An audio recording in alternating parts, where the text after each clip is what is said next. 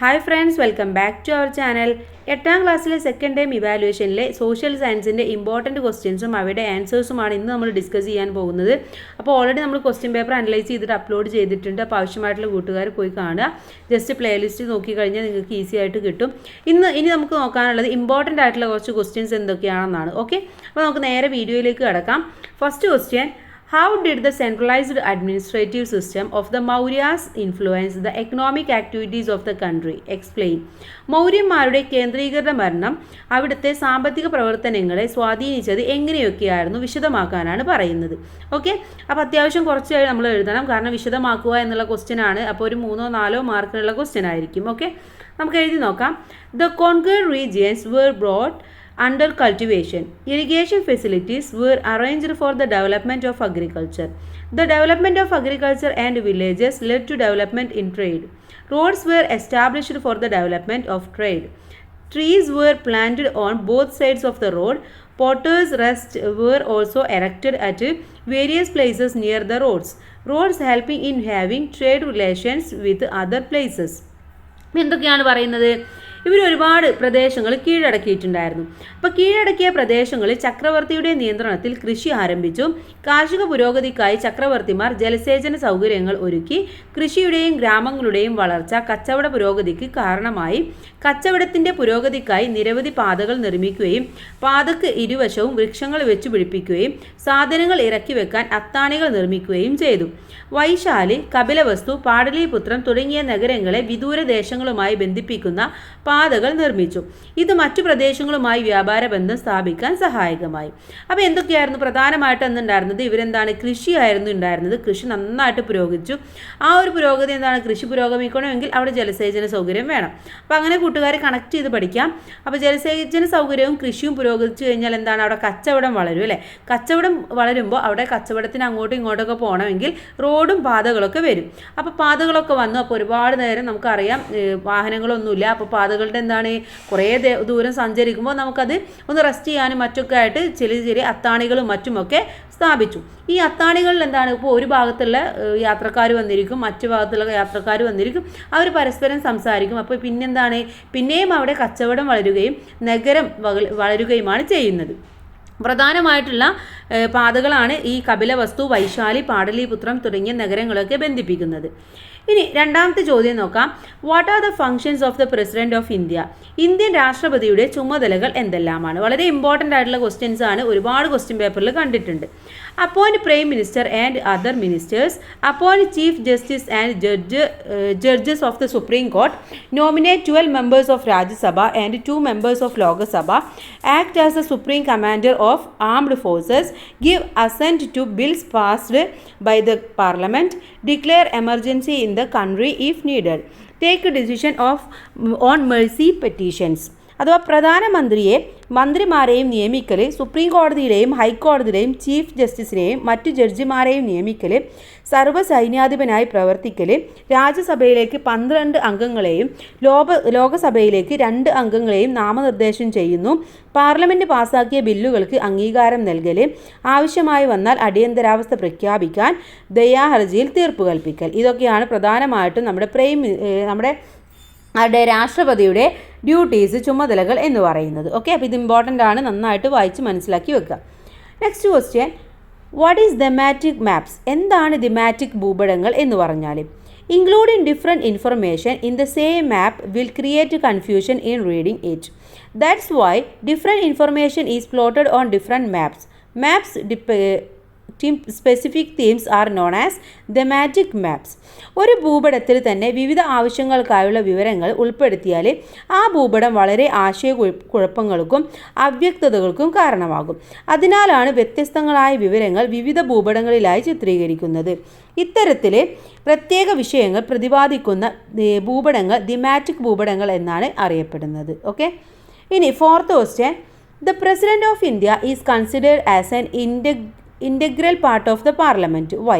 രാഷ്ട്രപതി എന്ന് പറയുന്നത് പാർലമെൻറ്റിലെ ഒരു അംഗമല്ല, എന്നാൽ ഇന്ത്യൻ പാർലമെൻറ്റിൻ്റെ ഭാഗമാണ് എന്ന് പറയുന്നത് എന്തുകൊണ്ടാണ്? The President of India performs legislative functions like summoning the sessions of the Parliament, addressing the joining sittings, approving the bills passed by the Parliament. അത് പാർലമെൻറ്റ് സമ്മേളനം വിളിക്കുക, സംയുക്ത സമ്മേളനത്തെ അഭിസംബോധന ചെയ്യുക, ബില്ലുകൾക്ക് അംഗീകാരം നൽകുക എന്നീ ചുമതലകൾ നിർവഹിക്കുന്നതിനാലാണ് രാഷ്ട്രപതി ഇന്ത്യൻ പാർലമെൻറ്റിൻ്റെ ഭാഗമാണെന്ന് പറയുന്നത്. നെക്സ്റ്റ് ക്വസ്റ്റ്യൻ നോക്കാം. Evaluate the achievements of the Egyptian in the field of science.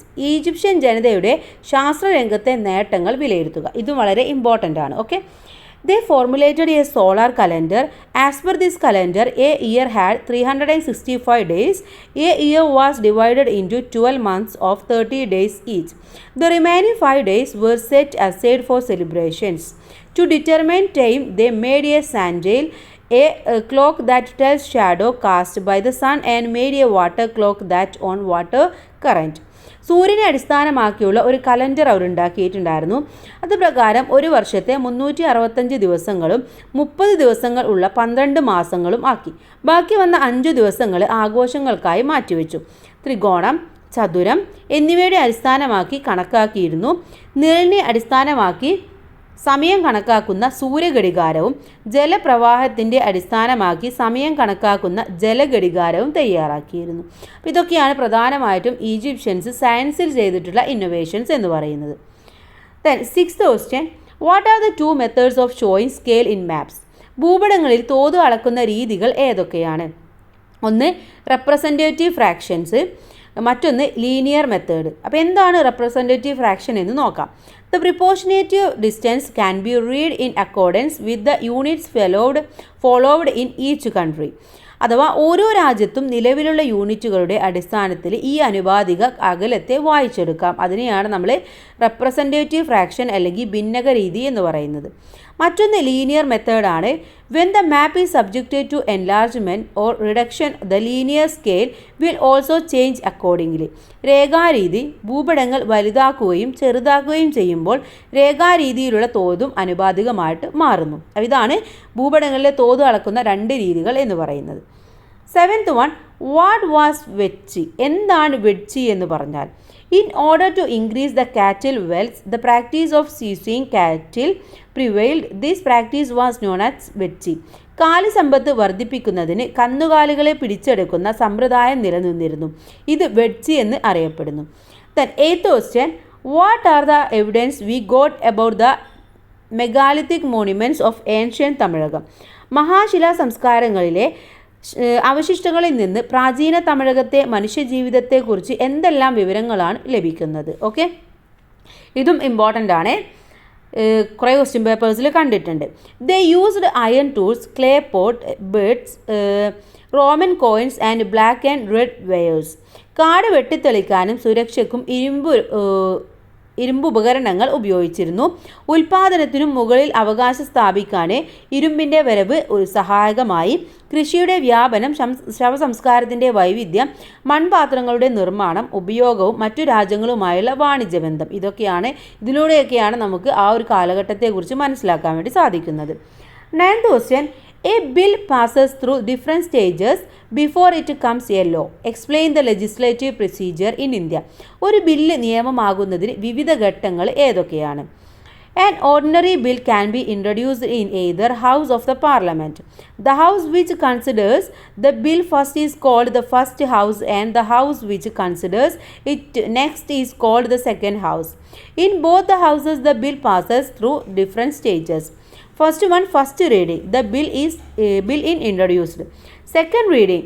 Each and every article included in the bill is either passed, changed or rejected after discussion. Third reading. The bill as a whole is passed or rejected. After passing the bill in the first house, it is sent to the second house along with the certificate of the presiding officer.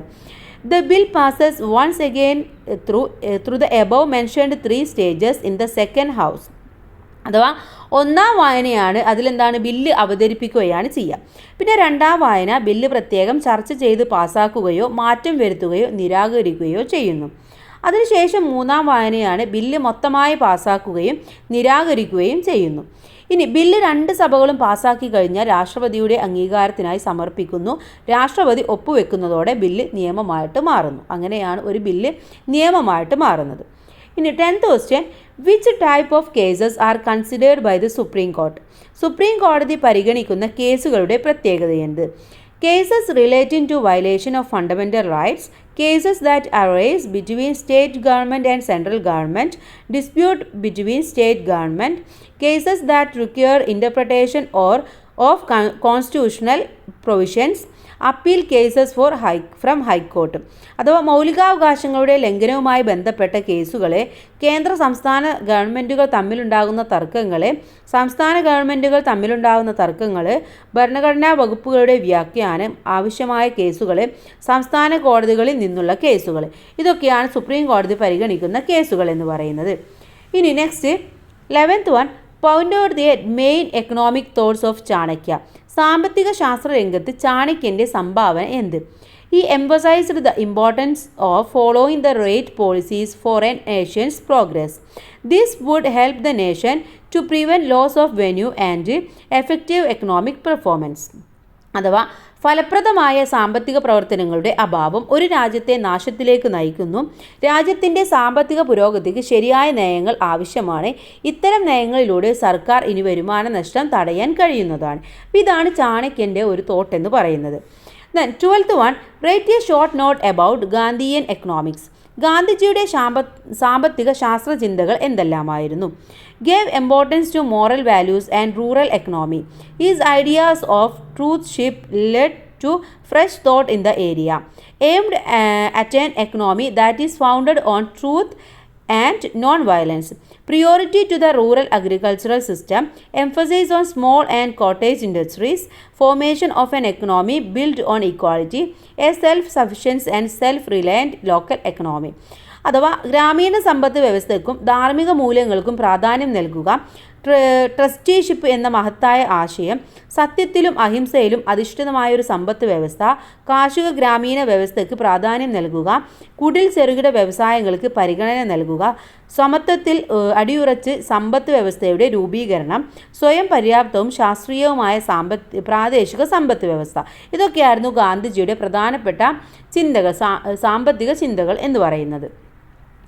Next one 13th one ആണ്, write a short note about Dhamma of Ashoka. അശോകൻ്റെ ധർമ്മത്തെക്കുറിച്ച് കുറിപ്പ് തയ്യാറാക്കുക. Supreme need to instil unity, peace and harmony among the people in the vast country.